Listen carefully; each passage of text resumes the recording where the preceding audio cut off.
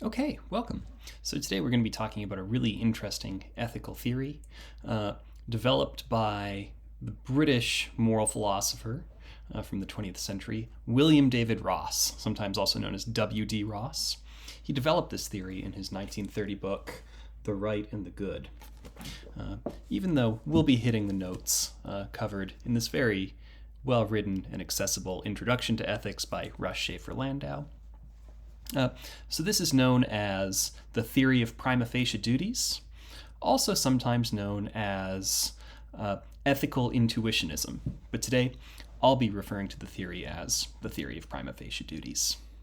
So one way to think about this theory is to see it in contrast with other ethical theories, some of the famous ones that we've looked at, because many other ethical theories are theories that we would call absolutist in character. So we're going to think about how Ross's theory works as a non-absolutist theory. So what are we talking about when we talk about moral absolutism? And this is the terminology I'm borrowing from Shafer-Landau here.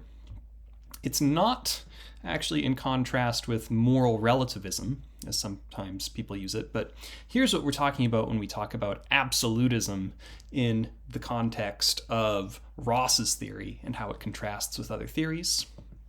So there are a lot of ethical theories out there that tell you that there are some rules that you can never, ever break. So this goes with theories like utilitarian theories, Kant's theory, and also John Rawls's theory of justice. So for instance, the utilitarian says, you can never, ever break the principle of utility, right?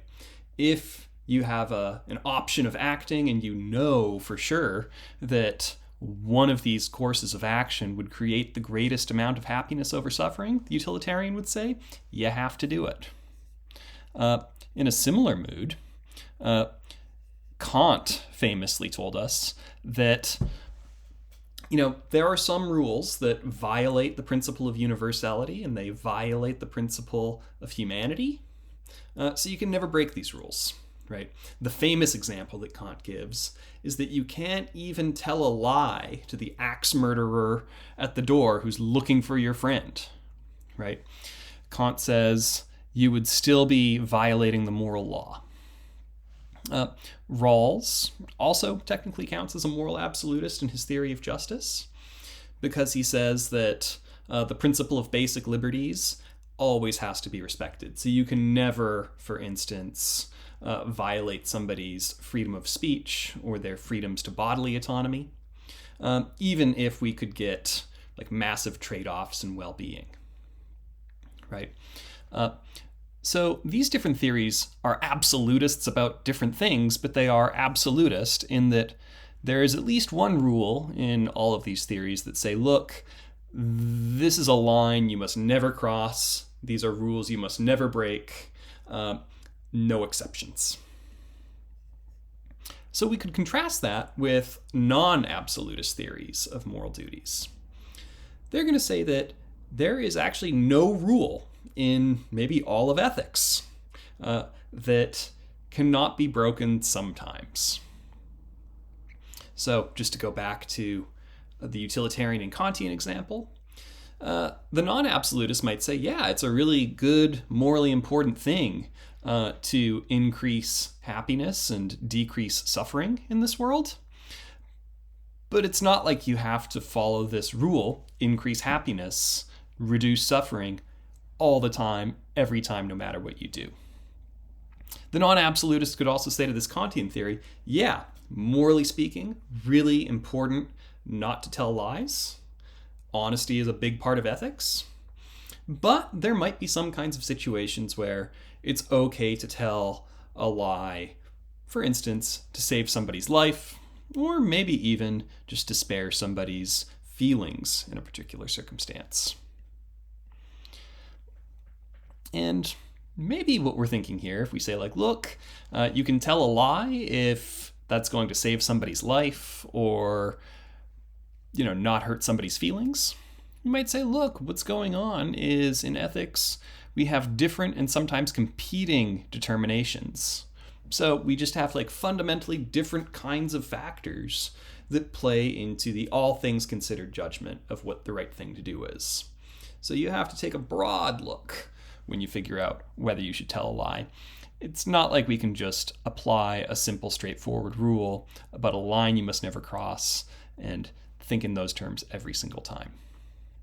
Now, if you think that there's more than one fundamental moral rule, that is, there's like a bunch of rules that you have to follow in order to be a good person and to do right, then we can call you a moral pluralist. We might say, look, it's good to help others. It's good to keep your promises. It's good to be fair in your dealings with others. But we shouldn't try to, say, give a utilitarian explanation of why it's good to keep your promises and why it's good to be fair. We should actually just think of these as like fundamentally different kinds of explanations of where moral duties come from. Now, here's a question that might emerge here, is you might say, okay, but what about a situation where I have, what ordinary people might call a dilemma, right? Where it seems like you're damned if you do and you're damned if you don't.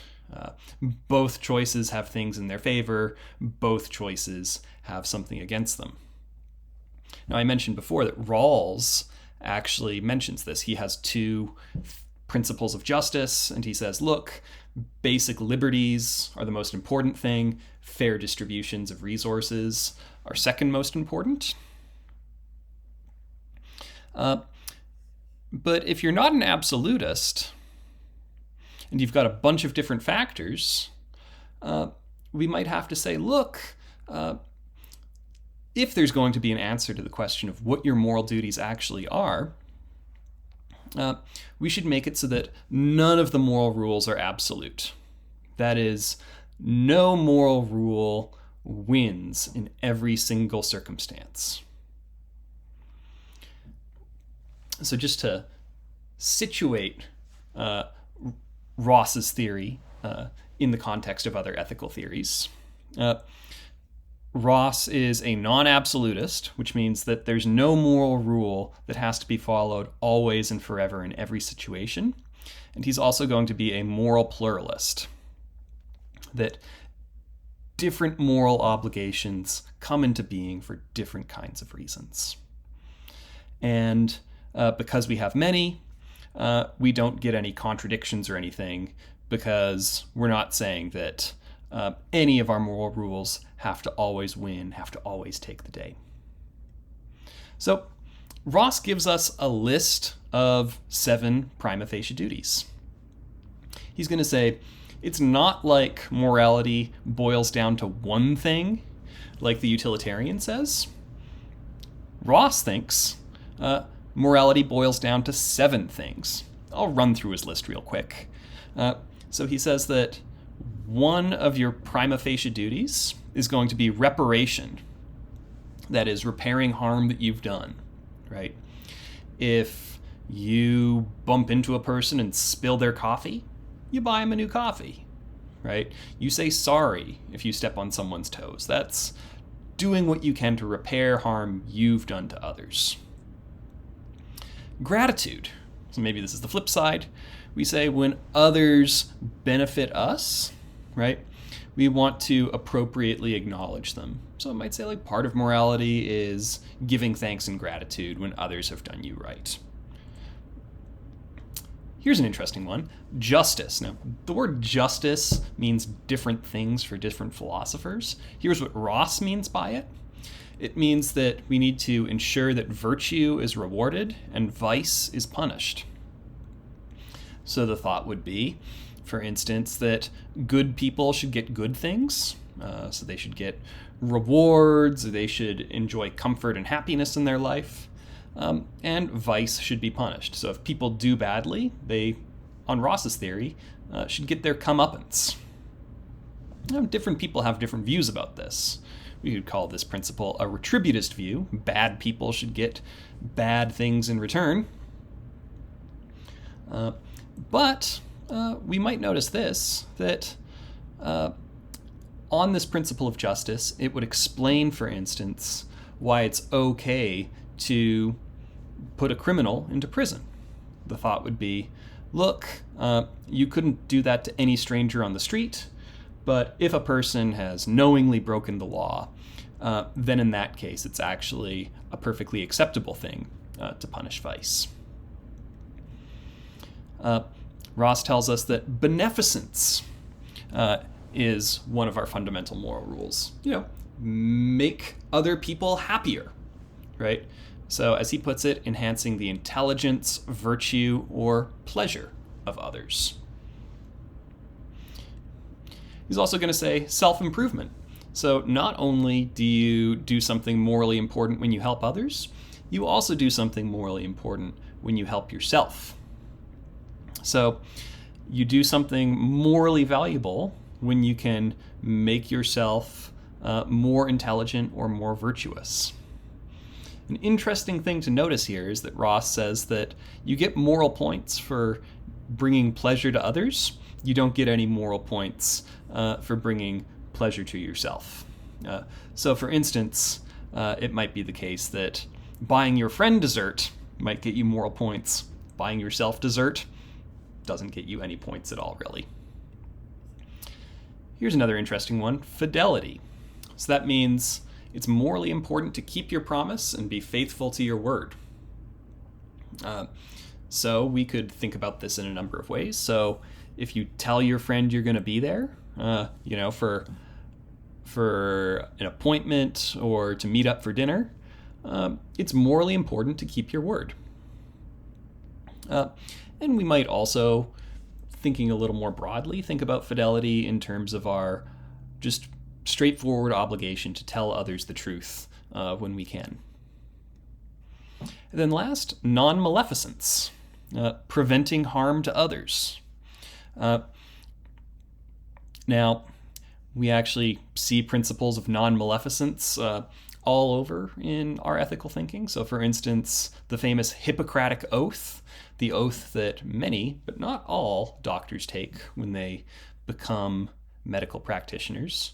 One of the most famous lines from the Hippocratic Oath says, "Do no harm," right? So it's the idea of preventing and avoiding suffering for other people. Now, it's interesting. The utilitarian would tell you that beneficence and non-maleficence are really just two sides of the same coin, right? The utilitarian, you'll remember, tells us that, well, doing the right thing is about maximizing the overall surplus of happiness over suffering, right? And in that way, it's just one scale. But on a pluralist view, we might actually say that our obligations to benefit others are different than our obligations not to hurt others. So I'll give you a couple of examples. The thought might be that our obligations to benefit others are owed to a small, rather narrowly defined group of people.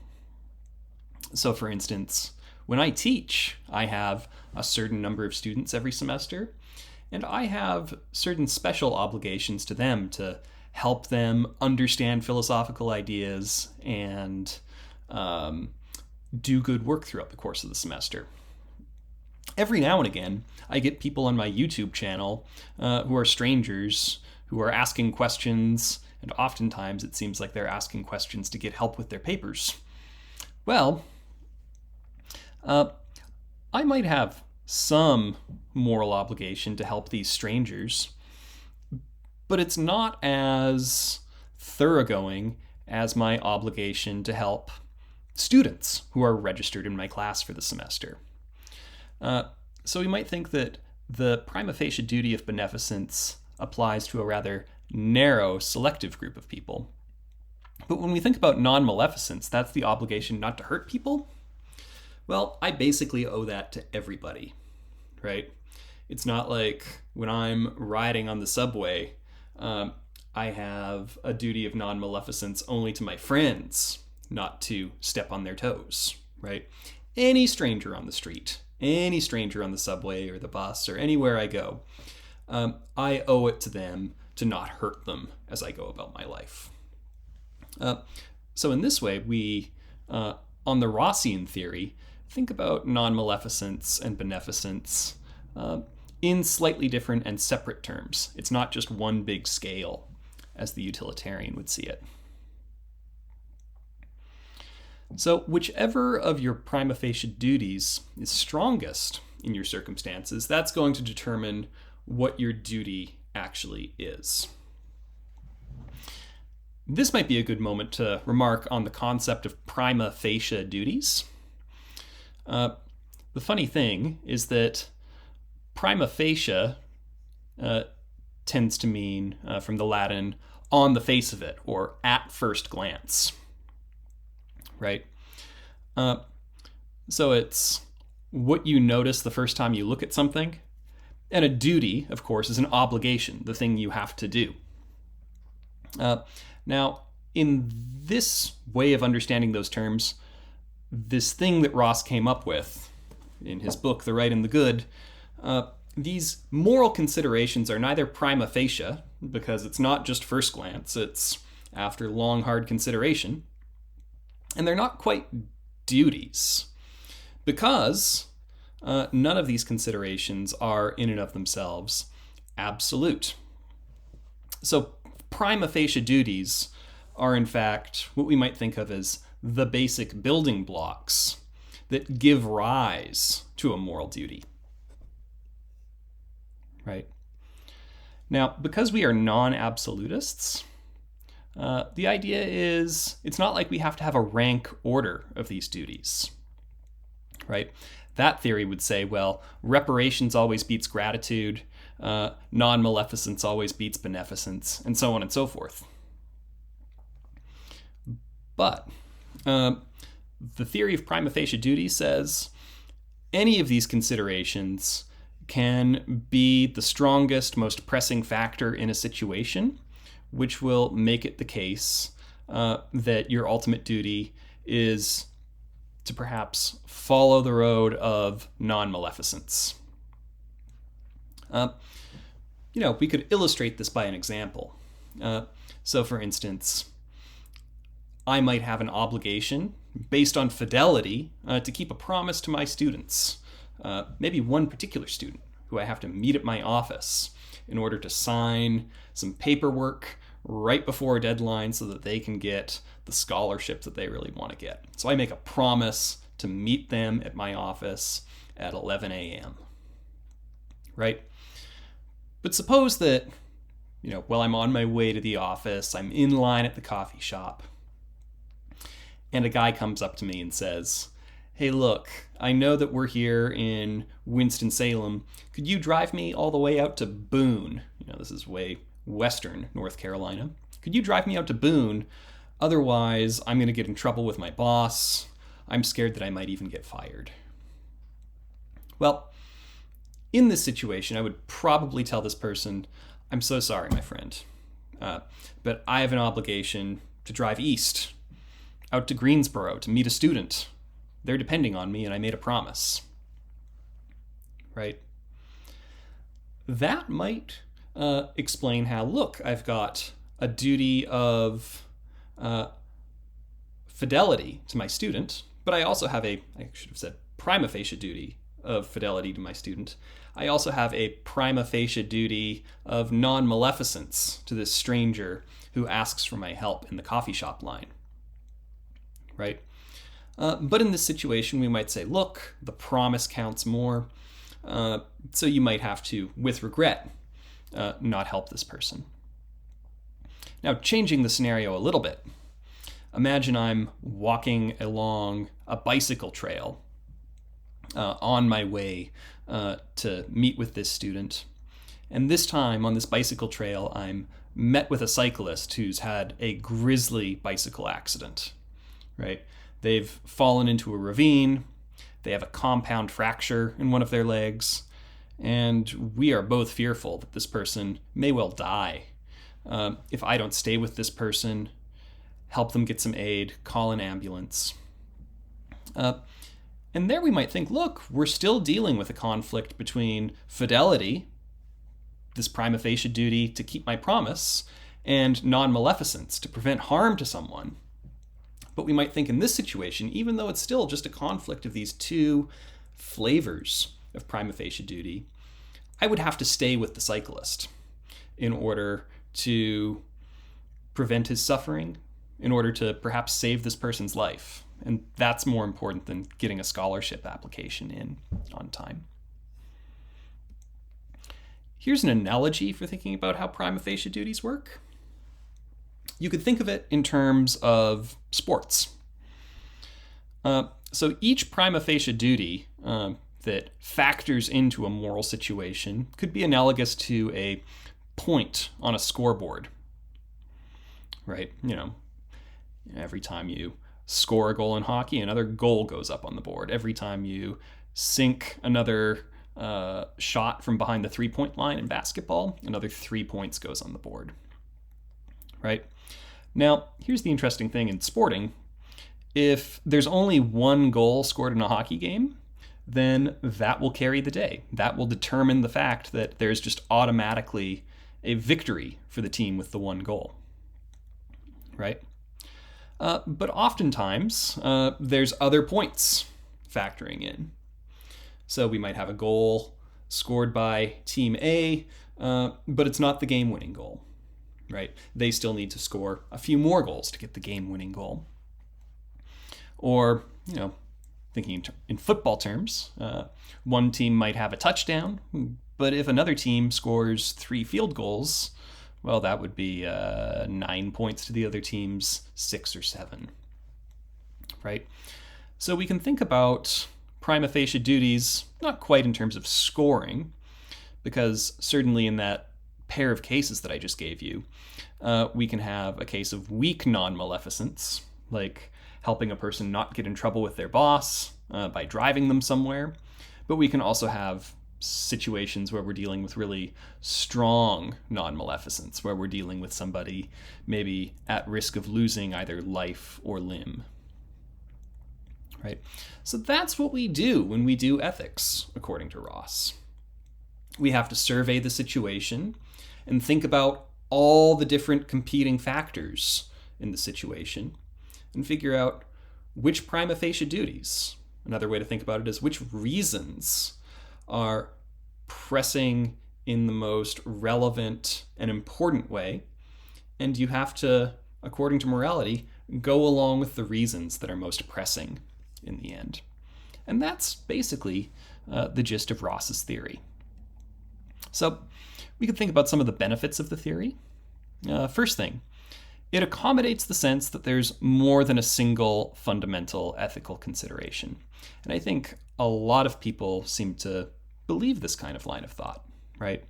That making people happy, preventing suffering of others is one important thing.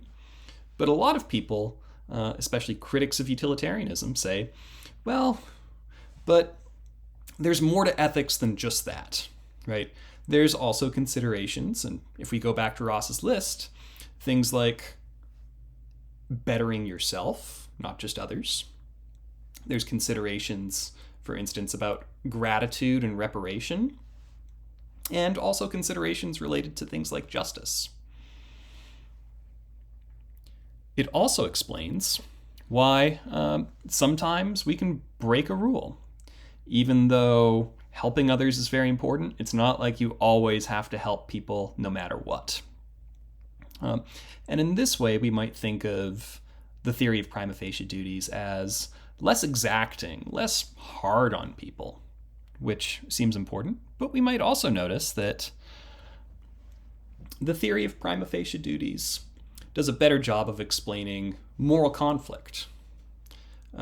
Why sometimes even doing the right thing might pain us, right? So for instance, if you are a soft-hearted person, you might find yourself in a situation where you have to be fair or punish a person in a way that is the right thing to do and the thing that you have to do, maybe in your job as a teacher or as a police officer. But at the same time, even though you're doing the right thing, it might not always feel good. Well, Ross's theory is going to say, look, it's because there are all these different factors pushing you in different directions, and they're all real in the end. So in that way, it makes sense to think about feeling regret even when you've done nothing wrong. Okay, let's think about some drawbacks of this theory. Well, according to Ross, no moral rule is absolute. Now, maybe the positive side of this coin is that it's a little less exacting, it's a little more chilled out, as I just described it. But maybe we don't want to be so chilled out about every part of morality, right? Do you really believe that we should give up on absolute prohibitions on heinous actions, things like sexual assault or genocide? Maybe we should think that there are some lines in morality that no matter what, you can never cross them. And these are things that you can't really outweigh with a certain number of points on the other side of the scoreboard. We might also notice that for Ross's theory, even if it helps us to understand the richness of ethics, we might step back and realize that maybe it's not really giving us any advice, and maybe that's something that we want from our ethical theories, right? We should be able to think about things in terms of a standard of right and wrong and try to conform our actions to that standard of right and wrong, right? But what does Ross and his theory actually say? Well, it seems to say, well, look at the situation, add up the points on both sides, and decide what you want to do. Now, maybe in my situation where I'm thinking about, do I help this person drive out to Boone, or do I meet my student on time? Maybe some of you would find that to be a hard and difficult question, right? But in that circumstance, somebody might say, well, how do we actually settle the question? Whether what you choose to do is okay or not okay. And we might think that our other ethical theories give us a clean, straightforward explanation, right? The utilitarian would just tell us that, look, you should do the thing that leads to the greatest amount of happiness over suffering overall. But in the end, Ross's theory basically says, well, think about all the things that are really important and do the thing that's most important. If you're looking for advice, that might seem like no advice at all. Within this context, it seems like Ross's theory is saying, use your intuition. This is why the theory of prima facie duties is also sometimes called intuitionism, because ultimately you have to trust your sense of the difference between right and wrong at rock bottom as the final explanation of what your moral obligations are. But we might, in this sort of circumstance, start to think critically about whether each of our prima facie duties really matter. So just to go back to the list of 7, I flagged already that some people really just don't believe in retributivism, that we're doing anything with any moral worth when we cause bad people to suffer. And we might also ask about Ross's list.